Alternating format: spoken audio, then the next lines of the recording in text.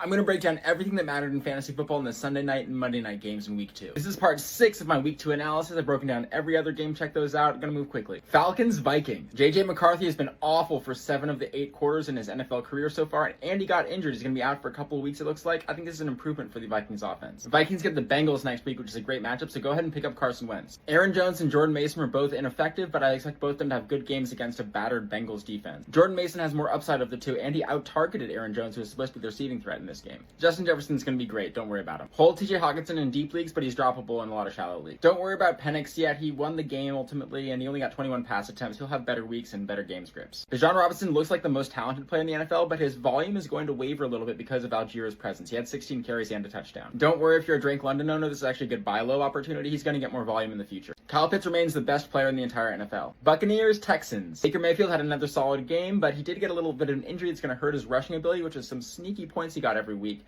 I don't think he's a top 10 quarterback. We're going to get a big Mike Evans game soon. He's a decent buy low. 11 targets is a great sign. Got to be a little concerned about Ibuka's volume, only getting 29 yards, but the touchdown did save his day. I hope he sold high after last week, but he's still a solid top 25-ish wide receiver. If there's an opportunity to buy low on Bucky Irving, do it. He's locked in as a top 10 running back. This is similar usage to what he saw last year. Don't worry too much about Rachaad White getting 10 carries and a touchdown. Texans offense just can't seem to stay on the field, and that's not good for CJ Stroud. He's not getting the volume to be an elite quarterback outside the top 20 fantasy QB. Nick Chubb is sneaky good. The Texans have an above average offensive line and defense according to my projections, which makes this a solid environment for a running back. We're starting to see a little mini Woody Marks breakout. If he's available in a deep league, go get him. Nico Collins didn't go off, but this is great target share. You should feel good about this game. Hold him. He's going to have great games in the future. With the Texans 0-2, expect them to change some things up on their offense and be more aggressive. Chargers, Raiders. I was worried about Herbert's upside because I thought this was a run-first offense that he didn't have the rushing ability to get many points that way. He was the Chargers' leading rusher today, and honestly, they are throwing a lot more than I expected, even in a game where they were leading most of the time. I rank every single player in fantasy football at my site fansports.com. Up here, I'm updating them daily, but you'll notice that my rankings are a little bit different than most experts. I have a different parameters that's allowed me to win 36% of all leagues I've been in the last 20 plus years. A nightmare game for Omarion Hampton. He's going to get a big downgrade this week because of that late fumble. Harbaugh is a punishing coach for those types of errors, especially for a rookie, and Najee Harris looked very solid. He had some big plays. Pick up Najee if he's available because my AI projects this to be an elite offense to be a running back in. This is the second straight week where Ladd McConkey's been the third best receiver on the Chargers.